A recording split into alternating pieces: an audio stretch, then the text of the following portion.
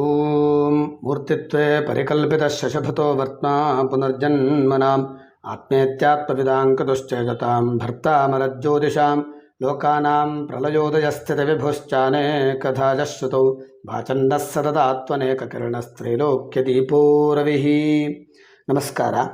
ವೃಷಭ ಲಗ್ನದಲ್ಲಿ ಜನಿಸಿರತಕ್ಕಂತಹ ಸ್ತ್ರೀಯರ ಜನನ ಫಲವನ್ನು ನೋಡೋಣ. ವೃಷಭ ಲಗ್ನದಲ್ಲಿ ಜನಿಸಿರತಕ್ಕಂತಹ ಸ್ತ್ರೀಯು ತನ್ನ ಸತ್ಯವಾದಂತಹ ಸದಾಚಾರವಾದಂತಹ ಗುಣಗಳಿಂದ ಗುರು ಹಿರಿಯರನ್ನು, ಬಂಧು ಮಿತ್ರರನ್ನು ಹಾಗೂ ತನ್ನ ಪತಿಯ ಮನವನ್ನು ಗೆದ್ದುಕೊಳ್ತಾಳೆ. ಸಮಸ್ತರನ್ನೂ ಕೂಡ ಒಳ್ಳೆಯ ಗುಣಗಳಿಂದ ಸಂತೋಷಪಡಿಸ್ತಾಳೆ. ಮನೆಯಲ್ಲಿ ಸದಾಕಾಲ ಅನ್ನದಾನವನ್ನು ನಡೆಸತಕ್ಕಂತಹ ಒಳ್ಳೆಯ ಸ್ವಭಾವವನ್ನು ಹೊಂದಿರ್ತಾಳೆ.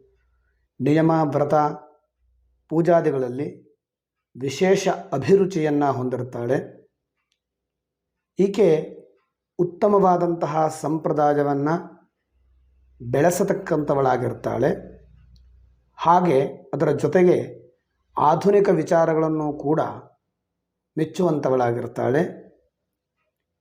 ಅನೇಕ ವಿದ್ಯೆಗಳಲ್ಲಿ ನಿಷ್ಣಾತಳಾಗಿರ್ತಾಳೆ.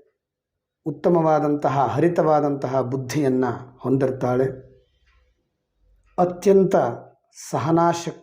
ಸಹನಾಶಕ್ತಿಯನ್ನು, ಉತ್ತಮ ಗುಣಗಳನ್ನು ಈಕೆ ಹೊಂದಿರ್ತಾಳೆ.